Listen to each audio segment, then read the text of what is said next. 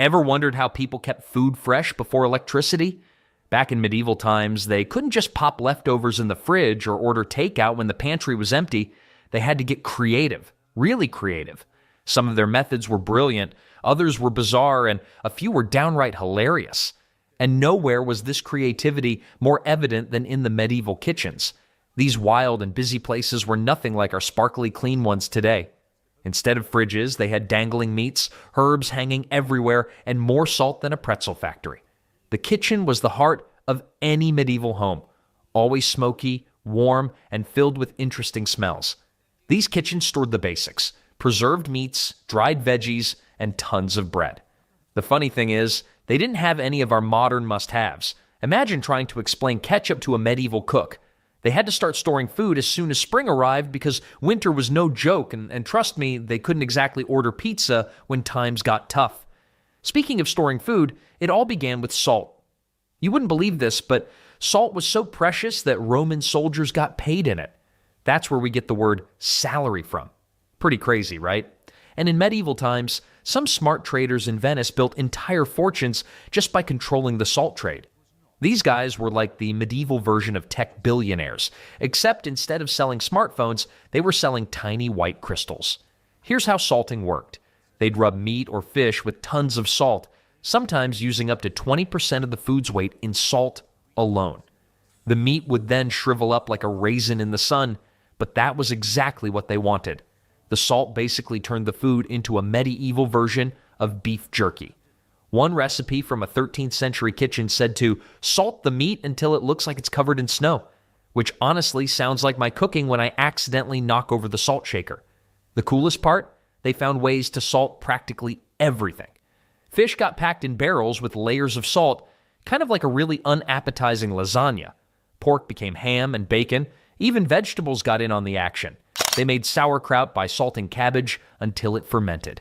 Medieval doctors actually thought all this salt was good for you. Bet they'd have a heart attack if they saw our modern health guidelines. But there was a huge problem with relying on salt.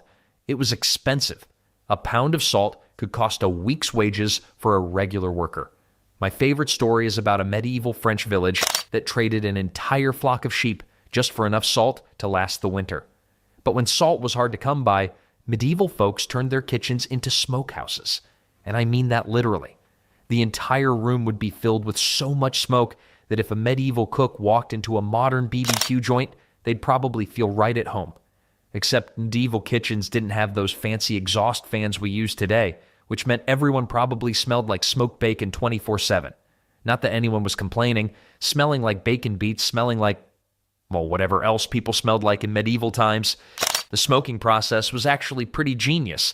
They'd hang meat or fish high up in special chimneys or in the kitchen rafters where the smoke from cooking fires would slowly work its magic. The best woods for smoking were oak, apple, and cherry, each adding its own special flavor. One medieval German cookbook even listed specific wood types for different meats: oak for beef, apple for pork, and cherry for poultry. Talk about being picky with your smoke. Fun fact, archaeologists found a perfectly preserved smokehouse from 1375 in London. And guess what? The ceiling beams still smelled like smoke even after 600 years. These guys really knew what they were doing. The smoke didn't just make food taste good, it created a protective layer that kept bugs and bacteria away. It's like they invented an all-natural food force field. But smoking wasn't just for meat. They smoked cheese too, which helped it last way longer.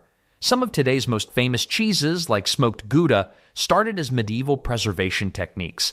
They even smoked grains to keep them from getting moldy, though I bet that made for some interesting tasting bread. My favorite discovery was that they sometimes smoked eggs. Imagine trying to explain that to your chickens. Sorry girls, but your eggs are going to smell like a campfire. The really fancy medieval homes had separate smokehouses, complete with different levels for different foods. The top level was for lighter smoking, like fish, the middle for medium smoking, like pork, and the bottom near the fire was for heavy smoking, like beef. It was basically a medieval version of a multi-level parking garage, except instead of cars, it was filled with dangling food. But what happened when smoking wasn't enough? Well, that's when medieval folks turned to nature's freezer. And trust me, they got pretty creative with snow and ice. because deep underground cellars were like the medieval version of a Frigidaire. Except instead of an ice maker, you had servants running around in winter collecting snow and ice like it was some kind of frozen treasure hunt. The really wealthy nobles had special buildings called ice houses. These weren't your average garden sheds. They were more like underground ice bunkers. The biggest one ever found was at Hampton Court Palace. And get this, it could hold 75 tons of ice. That's enough to make slushies for an entire medieval army. The ice houses were built kind of like upside-down ice cream cones dug deep into the ground with super thick walls. Some rich folks even hired ice masters whose only job was to keep the ice from melting. Talk about a cool job title. Here's a wild fact. Medieval ice houses worked so well that some of them kept ice frozen for up to 2 years. The secret? They packed sawdust between layers of ice, which worked like a medieval version of insulation, and you thought your cooler at the beach was impressive, but what if you weren't rich enough to have your own personal ice fortress? Well, that's where caves and stone cellars came in handy.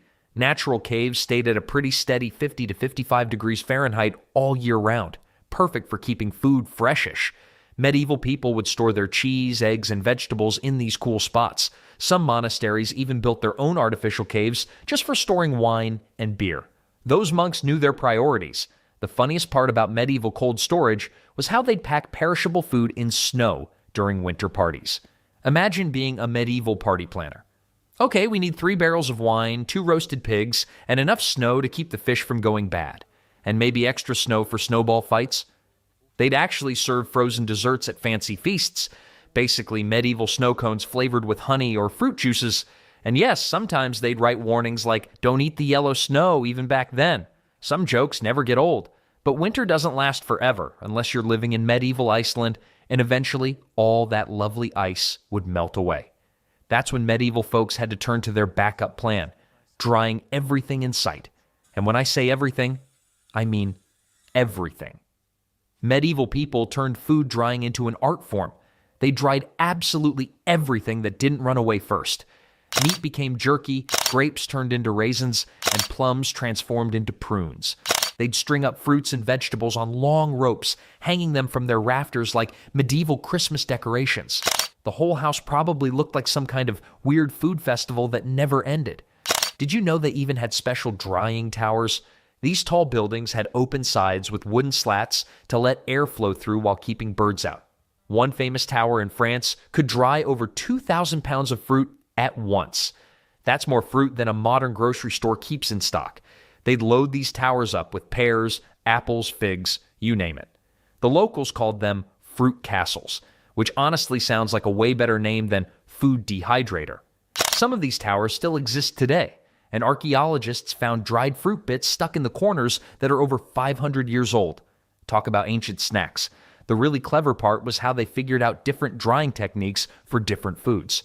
Herbs got bundled up and hung upside down, making medieval kitchens look like they were decorated by someone who really loved plants. Meat was cut into super thin strips, the thinner the better, because nobody wanted to bite into a piece of half-dried beef. That's just asking for a medieval stomachache. They even had special drying rooms with little windows that could be opened or closed depending on the weather, like a medieval version of climate control. Medieval cookbooks actually had specific instructions about drying food. One from the 1300s says, "Cut your meat as thin as a monk's patience during Lent." Another one warned, "If your dried beef bounces when dropped, you've done it right. If it shatters, you've created a weapon." They dry fish too, beating it flat first until it was practically paper thin. These dried fish were so hard, you could probably use them as roof tiles in an emergency.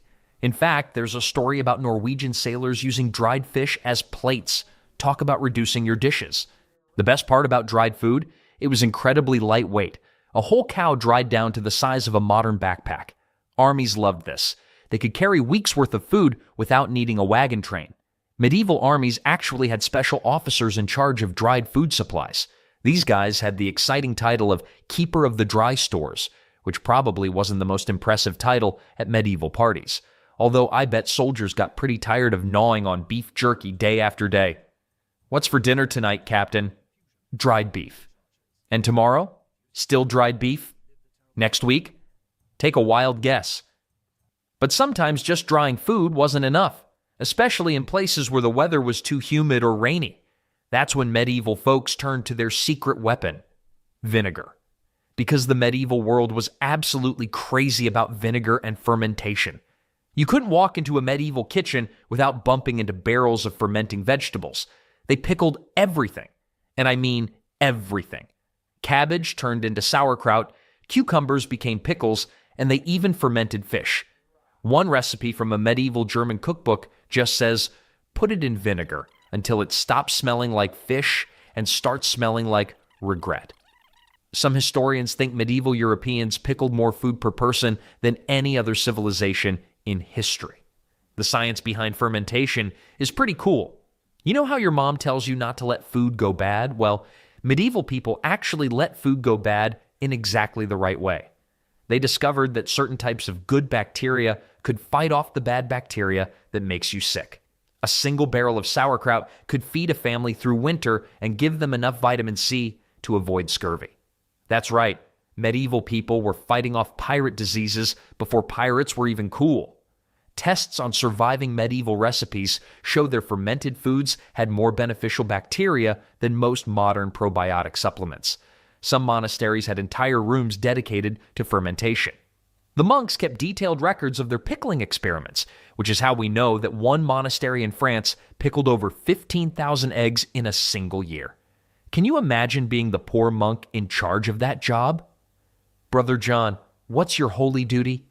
Oh, I pickle eggs, thousands of them. My hands perpetually smell like vinegar, and I haven't tasted anything else in 3 years. The monks even wrote poems about pickling.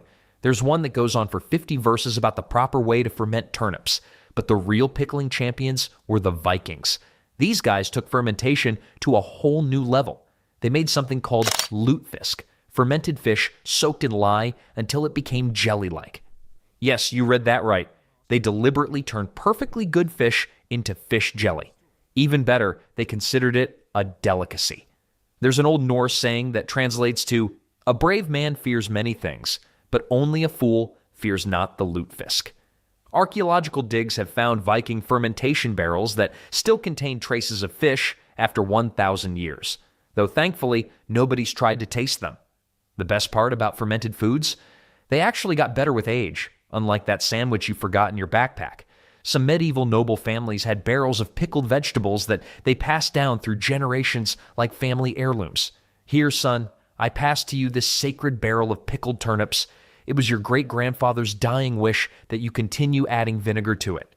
One barrel of pickled cabbage found in an English castle had been continuously maintained for over 40 years. They also used fermentation to make medicine.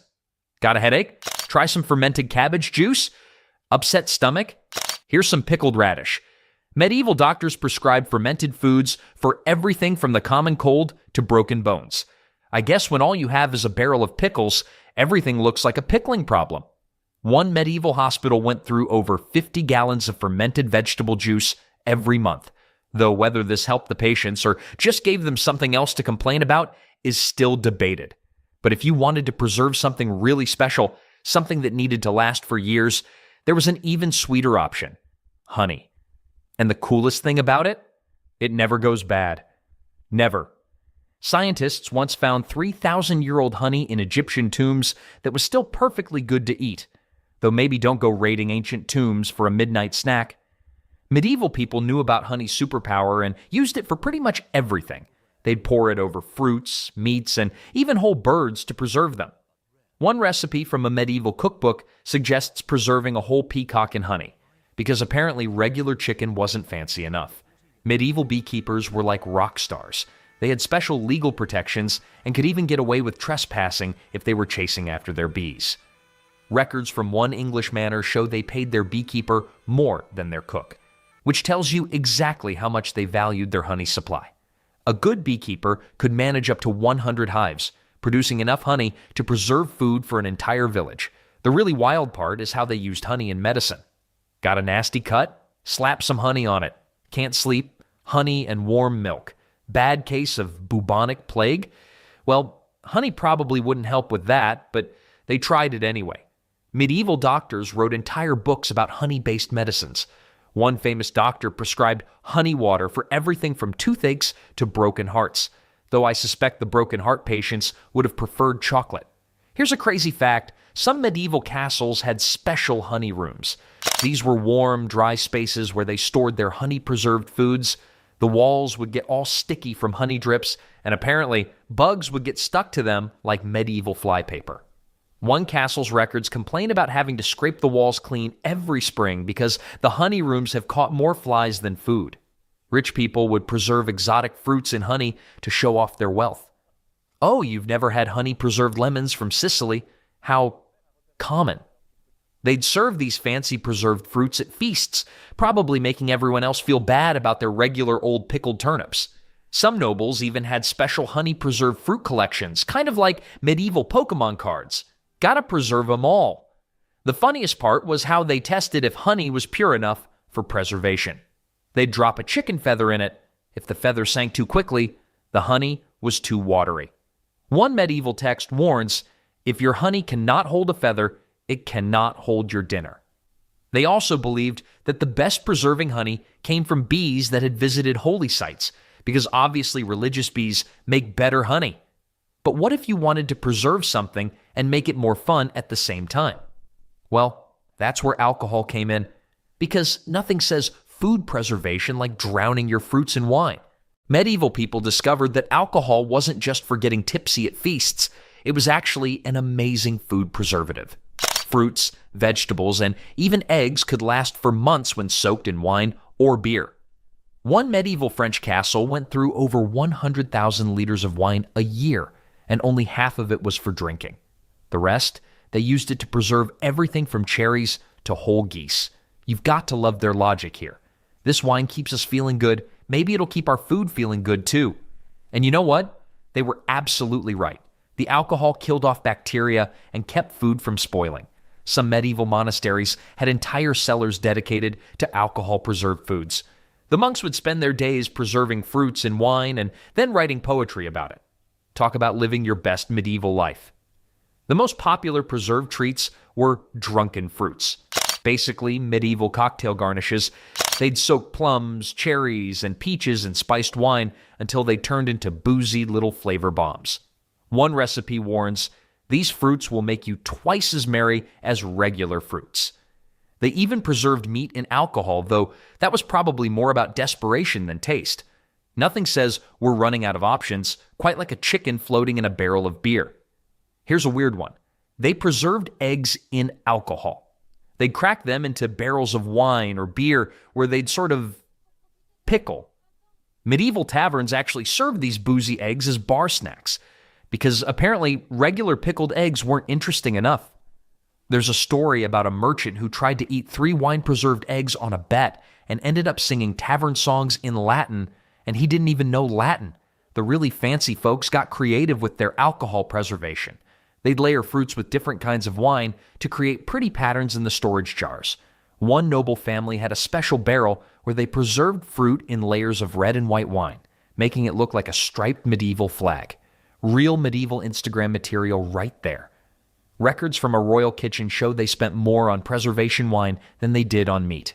Though knowing medieval royalty, they probably drank half the preservation supply anyway. But the absolute best part? They figured out that stronger alcohol worked better for preservation. This led to some, let's say, enthusiastic research into distillation. No, my lord, I'm not making extra strong wine for fun. It's for preserving these, very important royal pears. Yes, that's it. Royal pears. And there you have it.